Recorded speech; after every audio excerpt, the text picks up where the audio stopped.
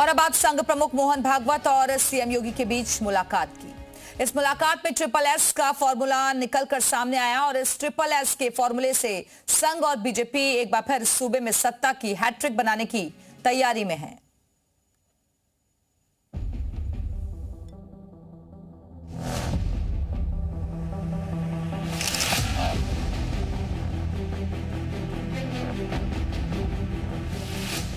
अठारह फरवरी रात 8:15 सीएम योगी आदित्यनाथ का काफिला लखनऊ के निराला भवन में प्रवेश करता है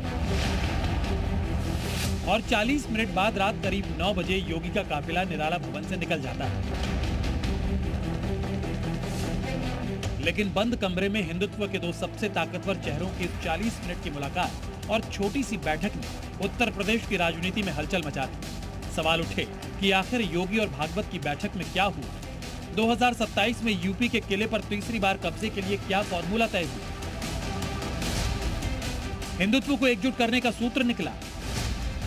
दलित पिछड़े वोटों के ध्रुवीकरण पर बात हुई। जातिवादी राजनीति के काट के उपाय पर बात हुई, या फिर 2027 विधानसभा चुनाव का प्लान तैयार हुआ। क्योंकि जब योगी और भागवत जैसे दिग्गज बंद कमरे में बैठक कर रहे हों तो अटकलों और अनुमानों की ही गुंजाइश रहती है। हालांकि यूपी बीजेपी की तरफ से इसे शिष्टाचार मुलाकात बताया जा रहा है। यूपी में पिछले नतीजे दोहराने और फिर से योगी सरकार बनाने की तैयारी एक बार फिर शुरू कर दी गई है। योगी अपने विरोधियों पर ताबड़तोड़ हमले कर रहे हैं। समाजवादी पार्टी और कांग्रेस पर जमकर निशाना साध रहे हैं, जबकि तीसरे फ्रंट पर सरकार, संगठन और संघ मिलकर जो वोटर पार्टी से छिटक रहे हैं उनको साथ जोड़ने की कोशिश कर रहे हैं। इन सबके साथ ही एक बात और तय है कि 2027 के लिए योगी ही कप्तान है, इसलिए योगी अब फ्रंट फुट पर खेल रहे हैं। कुत्ते की पूंछ सीधी नहीं हो सकती, वैसे ही ये समाजवादी पार्टी के दरिंदे जो बेटियों की सुरक्षा के साथ खिलवाड़ कर रहे हैं, ये कभी ठीक नहीं हो सकते। इनके लिए तो कानून के दायरे में ला करके इन पे शिकंजा कसना पड़ेगा और हमारी सरकार वही काम कर रही है इनके साथ।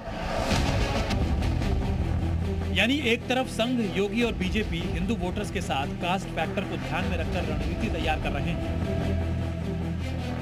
तो योगी प्रदेश में विरोधियों पर हमलावर हैं और कयास यही है कि यूपी में 2027 की चुनावी जंग को एक बार फिर जीतने के लिए संघ और योगी आदित्यनाथ साथ आ चुके हैं। ब्यूरो रिपोर्ट, जी मीडिया।